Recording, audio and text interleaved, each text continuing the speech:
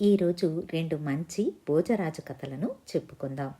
భోజరాజు ఆస్థానంలో కాళిదాసు అనే ఒక గొప్ప కవి ఉండేవాడు. కాళిదాస్ అంటే భోజరాజుకు ప్రత్యేకమైన అభిమానం ఉండేది.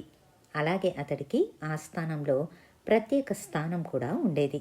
అవంతి నగరంలో హేమచంద్రుడు అనే ఒక కవి ఉండేవాడు. అతడు గొప్ప ధనవంతుడు. కాళిదాసు గురించి తెలుసుకున్న హేమచంద్రుడు కవిత్వంలో కాళిదాసును ఓడించి తన స్థానాన్ని కొట్టేయాలన్న దుర్బుద్ధి కలుగుతుంది. దాంతో అతడు పల్లకీని ఎక్కి కొంతమంది తన అనుచరులను తీసుకొని దారానగరానికి ప్రయాణమయ్యాడు. దారానగరానికి చేరుకుని అక్కడ ఒక సత్రంలో బస చేశాడు. హేమచంద్రుడనే కవి తనను ఓడించడానికి వచ్చాడని తెలుసుకున్న కాళిదాసు అతడి పాండిత్యం ఎలాంటిదో తెలుసుకోవాలని బోయి వేషం వేసుకుని హేమచంద్రుడి వద్ద పల్లకి మోసేవాళ్లలో ఒకడిగా చేరుకున్నాడు. మరుసటి రోజు హేమచంద్రుడు బోయిలను పల్లకీ తీయమని నగరం చుట్టి రావాలని చెబుతాడు. పల్లకీని ముందు ఇద్దరు వెనక ఇద్దరు మోస్తున్నారు. ముందు పల్లకిని మోస్తున్న ఇద్దరిలో ఒకరు బోయి వేషంలో ఉన్న కాళిదాసు. పల్లకిని మోయడం ఏ మాత్రం అలవాటు లేని కాళిదాసు పదే పదే భుజాన్ని మార్చుకుంటున్నాడు. ఇది గమనించిన హేమచంద్రుడు, ఏంటోయ్ బోయి, పల్లకి మోత నీ భుజాన్ని నొప్పి కలిగిస్తోందా అని అడుగుతాడు. అయితే హేమచంద్రుడు అడిగిన ఆ వాక్యంలో ఒక వ్యాకరణ దోషం ఉంటుంది. ఇది విని ఒళ్ళు మండిన కాళిదాసు, మీ వ్యాకరణ దోషం బాధించినంత ఇది బాధించడం లేదులేండి అని అంటాడు. ఇది విన్న హేమచంద్రుడు ఆశ్చర్యపోయి, ఒక బోయికి ఇంత పాండిత్యం ఎక్కడిది, ఏంటో ఎవరు నువ్వు అని అడుగుతాడు. దానికి బోయి వేషంలో ఉన్న కాళిదాసు, నేను కాళిదాసు వద్ద బోయిగా పనిచేస్తున్నాను. అతడు తన శిష్యులకు చెప్పే పాఠాలలో 4 మాటలు నా చెవిన పడడం వల్ల నాకు ఇది తప్పని తెలిసింది. అంతేకాని నాకెటువంటి పాండిత్యము లేదు అని అంటాడు. ఇది విన్న హేమచంద్రుడు, కాళిదాసు బోయికే ఇంతటి పాండిత్యం ఉంటే ఇక కాళిదాసుకు ఎంత ఉంటుందో అని అనుకుని మరుసటి రోజు హేమచంద్రుడు కాళిదాసును కలవడానికి తన ఇంటికి వెళతాడు. ఇది తెలుసుకున్న కాళిదాసు ఒక నౌకరు వేషం వేసుకుని తన ఇంటి ముందు నిలబడి ఉంటాడు. కాళిదాసు ఇంటి వద్దకు వచ్చిన హేమచంద్రుడు, కాళిదాసు గారు ఉన్నారా అని అడుగుతాడు. నౌకరు వేషంలో ఉన్న కాళిదాసు కొత్త గుర్రం ఎక్కి చేతిలో కళ్ళెం పట్టుకుని గరుత్మంతుడి వేగంతో పట్టణంలోని పచ్చల గోపురం దాటి బయటికి వెళ్ళాడు అని సంస్కృతంలోనే సమాధానం ఇస్తాడు. ఇది విన్న హేమచంద్రుడు విస్తుపోతాడు. కాళిదాసు వాకిట కాపలా కాసేవాడికే ఎంతటి పాండిత్యం ఉంటే ఇక కాళిదాసుని తానేం ఓడించగలడు అని అనుకుని ఆ రోజే హేమచంద్రుడు అవంతి నగరానికి వెళ్ళిపోతాడు. ఇదండి కథ. ఇప్పుడు ఇంకొక కథను విందాం. భోజరాజు కవులను పండితులను ఎంతగానో ఆదరించేవాడు. ఒకసారి భోజరాజు ఎవరైతే ఒక కొత్త శ్లోకాన్ని వినిపిస్తారో వాళ్లకు 1,00,000 రూపాయలు బహుమానంగా ఇస్తానని ప్రకటిస్తాడు. శ్లోకం కొత్తదిగా ఉండటం ప్రధానం. అందులోని భావాలు సరిగ్గా లేకపోయినా దానిని పరిగణలోనికి తీసుకోరు. ఈ విషయాన్ని ఆసరాగా చేసుకుని శతంజయ అనే కవికి ఒక దుర్బుద్ధి పుడుతుంది. అతడు కవి దిగ్గజాలను నిందించే ఒక శ్లోకాన్ని రాస్తాడు. ఆ నిందకు ఎటువంటి ఆధారం లేకపోయినా అది కొత్త శ్లోకం కనుక రాజు తనకు 1,00,000 రూపాయలు ఇప్పిస్తాడని అతడి నమ్మకం. అలా గొప్పవాళ్లైన కాళిదాసు, భారవి, మాగుడు వంటి గొప్ప కవులను తక్కువ చేసే విధంగా ఒక శ్లోకాన్ని రచించి దాంతో బహుమతిని పొంది ఆ విషయాన్ని అందరికీ చెప్పి వాళ్లను పరిహాసం చెయ్యాలని అతడి ఉద్దేశం. అందుకే అతడు ఒక శ్లోకాన్ని రచిస్తాడు.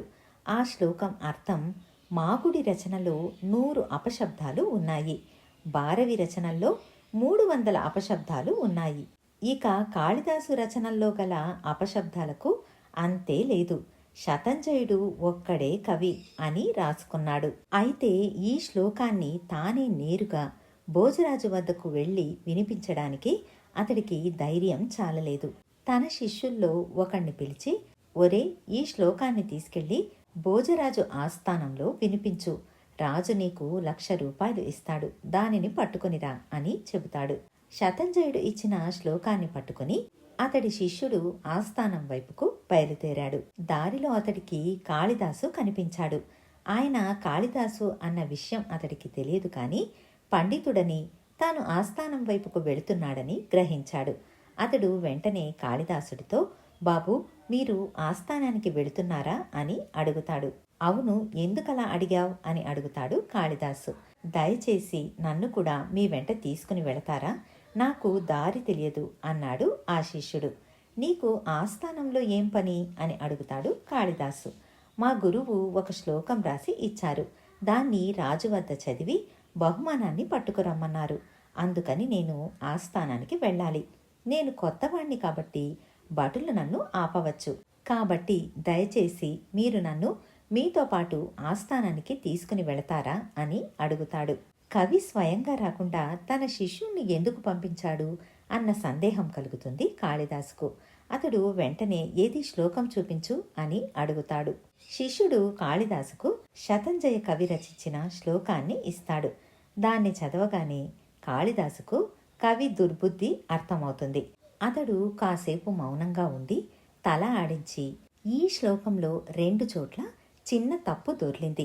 ఆ తప్పు లేకపోయి ఉంటే దీనికి తప్పకుండా బహుమానం వచ్చేది అని చెప్పి శ్లోకాన్ని తిరిగి ఇస్తాడు. దానికి ఆ శిష్యుడు, బాబాబు, ఆ తప్పేదో మీకు తెలిస్తే దానిని కాస్త సరిదిద్దగలరా? బహుమానం లేకుండా వెనక్కి వెళితే మా గురువుగారు కోపడతారు అని కాళిదాసును ప్రాధేయపడ్డాడు. కాళిదాసు శ్లోకాన్ని తీసుకుని 2 చోట్ల అక్షరాలు మారుస్తాడు. దాంతో శ్లోకం అర్థం పూర్తిగా మారిపోతుంది. తరువాత కాళిదాసు శతంజయ కవి శిష్యుణ్ణి ఆస్థానానికి వెంట పెట్టుకుని వెళతాడు. రాజు అతన్ని వచ్చిన పనేంటని అడుగుతాడు. దానికి కొత్త శ్లోకం ఒకటి తెచ్చానని రాజు ఆజ్ఞతో దానిని చదివి వినిపిస్తాడు. కాళిదాసు చేసిన మార్పులతో మారిపోయిన శ్లోకాన్ని వినగానే భోజరాజు, సభికులు అందరూ గొల్లున నవ్వారు.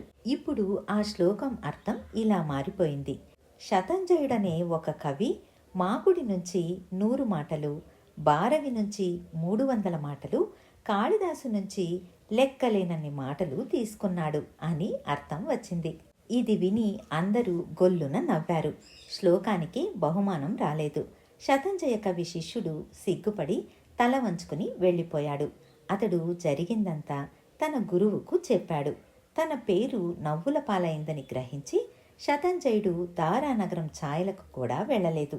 తరువాత కాళిదాసు భోజరాజుకు, మిగిలిన పండితులకు జరిగిన విషయమంతా చెప్పాడు. వారందరూ కాళిదాసు చాతుర్యాన్ని ఎంతో అభినందించారు. ఇదండి కథ. మళ్ళీ మరికొన్ని మంచి కథలతో మీ ముందుంటాను. ధన్యవాదాలు.